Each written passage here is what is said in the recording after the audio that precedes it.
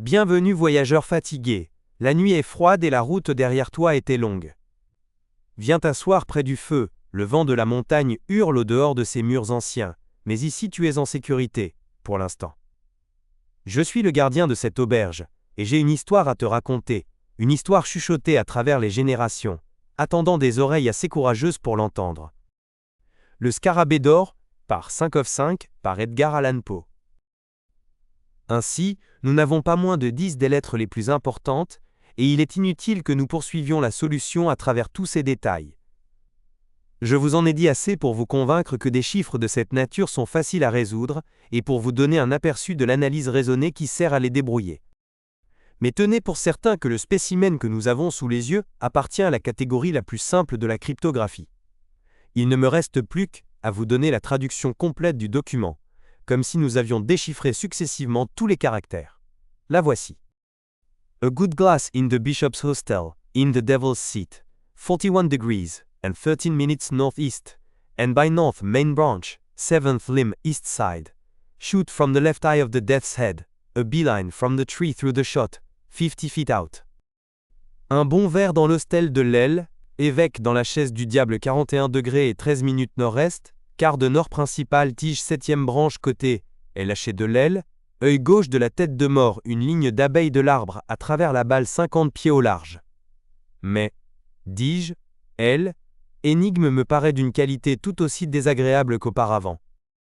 Comment peut-on tirer un sens quelconque de tout ce jargon de chaise du diable, de tête de mort et d'hostel de l'aile, évêque? Je conviens, répliqua le grand, que l'affaire a l'air encore passablement sérieux quand on y jette un simple coup d'œil. Mon premier soin fut d'essayer de retrouver dans la phrase les divisions naturelles qui étaient dans l'esprit de celui qui, elle, écrivit. De la ponctuer, voulez-vous dire? Quelque chose comme cela. Mais comment diable avez-vous fait? Je réfléchis que elle, écrivain S, était fait une loi d'assembler ces mots sans aucune division, espérant rendre ainsi la solution plus difficile. Or, un homme qui n'est pas excessivement fin sera presque toujours enclin, dans une pareille tentative, à dépasser la mesure. Quand, dans le cours de sa composition, il arrive à une interruption de sens qui demanderait naturellement une pause ou un point, il est fatalement porté à serrer les caractères plus que d'habitude. Examinez ce manuscrit et vous découvrirez facilement 5 endroits de ce genre où il y a pour ainsi dire encombrement de caractères. En me dirigeant d'après cet indice J, établit la division suivante. A good glass in the bishop's hostel in the devil's seat, 41 degrees and 13 minutes, northeast and by north, main branch, 7th limb, east side. Shoot from the left eye of the death's head, a beeline from the tree through the shot 50 feet out. Un bon verre dans l'hostel de l'aile, évêque dans la chaise du diable, 41 degrés et 13 minutes, nord-est, quart de nord. Principale tige, 7e branche côté est, lâché de l'aile, œil gauche de la tête de mort, une ligne d'abeille de l'arbre à travers la balle 50 pieds au large. Malgré votre division, dis-je, je reste toujours dans les ténèbres. J'y restai moi-même pendant quelques jours, répliqua le grand. Pendant ce temps, je fis force recherches dans le voisinage de Le Hill Sullivan, sur un bâtiment qui devait s'appeler l'hôtel de Le Évêque, car je ne m'inquiétais pas de la vieille orthographe du mot hostel. N'ayant trouvé aucun renseignement à ce sujet, J était sur le point d'étendre la sphère de mes recherches et de procéder d'une manière plus systématique, quand, un matin, je m'avisai tout à coup que ce Bishop's Hostel pouvait bien avoir rapport à une vieille famille du nom de Bessop, qui, de temps immémorial, était en possession d'un ancien manoir à 4000 environ au nord de l'Aile, Hill. J'allai donc à la plantation, et je recommençai mes questions parmi les plus vieux nègres de l'endroit. Enfin, une des femmes les plus âgées me dit qu'elle avait entendu parler d'un endroit comme Bessop's Castle, château de Bessop, et qu'elle croyait bien pouvoir m'y conduire, mais que ce N était ni un château, ni une auberge, mais un grand rocher.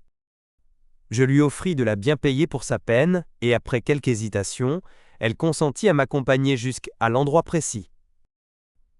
Nous le découvrîmes sans trop de difficulté, je la congédiai, et commençai à examiner la localité. Le château consistait en un assemblage irrégulier de pics et de rochers, dont l'un était aussi remarquable par sa hauteur que par son isolement, et sa configuration quasi artificielle. Je grimpais au sommet, et là, je me sentis fort embarrassé de ce que j'avais désormais à faire. Pendant que j'y rêvais, mes yeux tombèrent sur une étroite saillie dans la face orientale du rocher, à 1 yard environ au-dessous de la pointe où J était placé. Cette saillie se projetait de 18 pouces à peu près et n'avait guère plus d'1 pied de large. Une niche creusée dans le pic juste au-dessus lui donnait une grossière ressemblance avec les chaises à dos concave dont se servaient nos ancêtres. Je ne doutais pas que ce ne fût la chaise du diable dont il était fait mention dans le manuscrit, et il me sembla que je tenais tout le secret de l'aile, énigme. Le bon vers, je le savais, ne pouvait pas signifier autre chose qu'une longue vue, car nos marins emploient rarement le mot glace dans un autre sens. Je compris tout de suite qu'il fallait se servir ici d'une longue vue, en se plaçant à un point de vue défini et n'admettant aucune variation. Or, les phrases 41 degrés et 13 minutes et nord-est quart de nord, je n'hésitais pas un instant à le croire, devaient donner la direction pour pointer la longue vue. Fortement remué par toutes ces découvertes, je me précipitai chez moi, je me procurai une longue vue, et je retournai au rocher. Je me laissai glisser sur la corniche, et je m'aperçus qu'on ne pouvait s'y tenir assis que dans une certaine position. Ce fait confirma ma conjecture. Je pensai alors à me servir de la longue vue. Naturellement, les 41 degrés et 13 minutes ne pouvaient avoir trait que à L, élévation au-dessus de l'horizon sensible, puisque la direction horizontale était clairement indiquée par les mots nord-est quart de nord. J établit cette direction au moyen d'une boussole de poche, puis, pointant, aussi juste que possible par approximation, ma longue vue à un angle de 41 degrés d, élévation, je la fis mouvoir avec précaution de haut en bas et de bas en haut.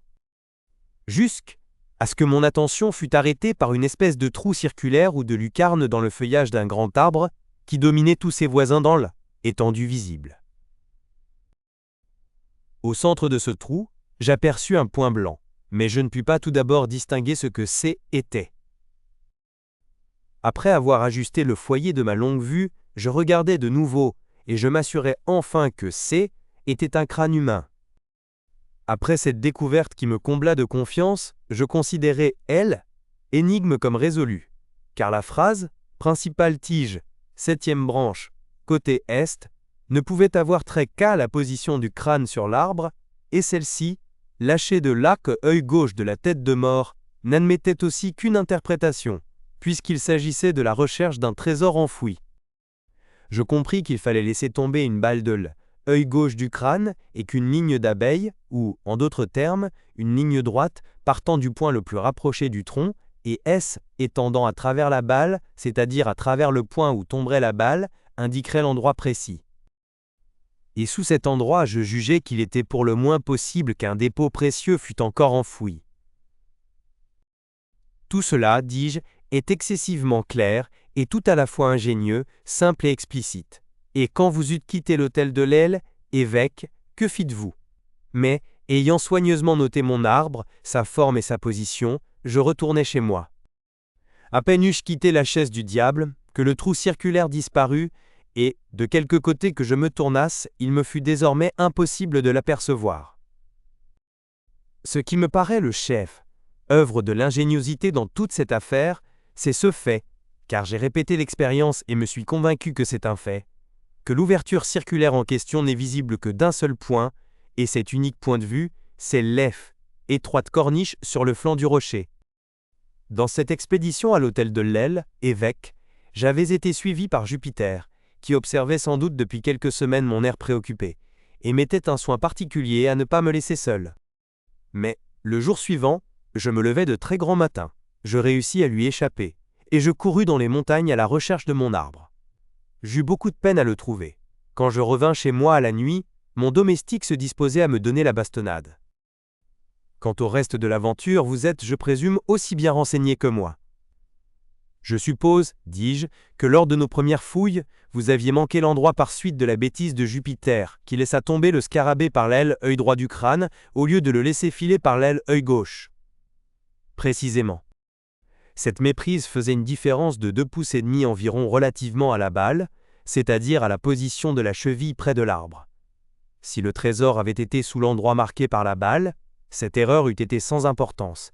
Mais la balle et le point le plus rapproché de l'arbre étaient 2 points ne servant qu'à établir une ligne de direction, naturellement l'erreur.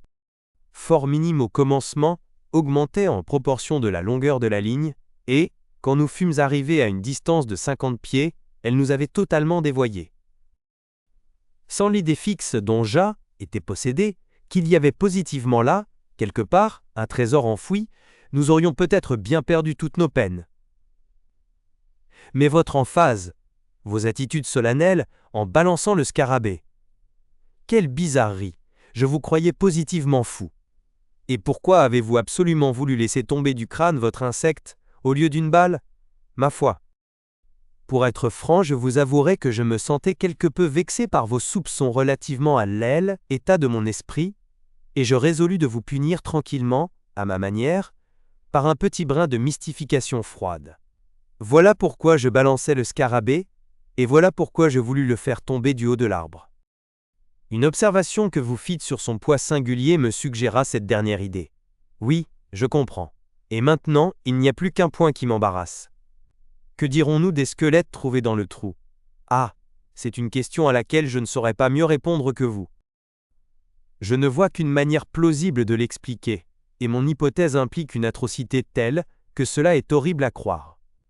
Il est clair que Kidd, si c'est bien Kidd qui a enfoui le trésor, ce dont je ne doute pas pour mon compte, il est clair que Kidd a dû se faire aider dans son travail.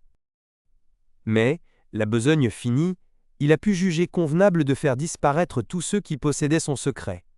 2 bons coups de pioche ont peut-être suffi, pendant que ses aides étaient encore occupées dans la fosse. Il en a peut-être fallu une 12. Qui nous le dira? Note 1. La prononciation du mot anténo fait commettre une méprise au nègre, qui croit qu'il est question d, est un they are nothing in him. Calembour intraduisible. Le nègre parlera toujours dans une espèce de patois anglais, que le patois nègre français n'imiterait pas mieux que le bas normand ou le breton ne traduirait l'irlandais.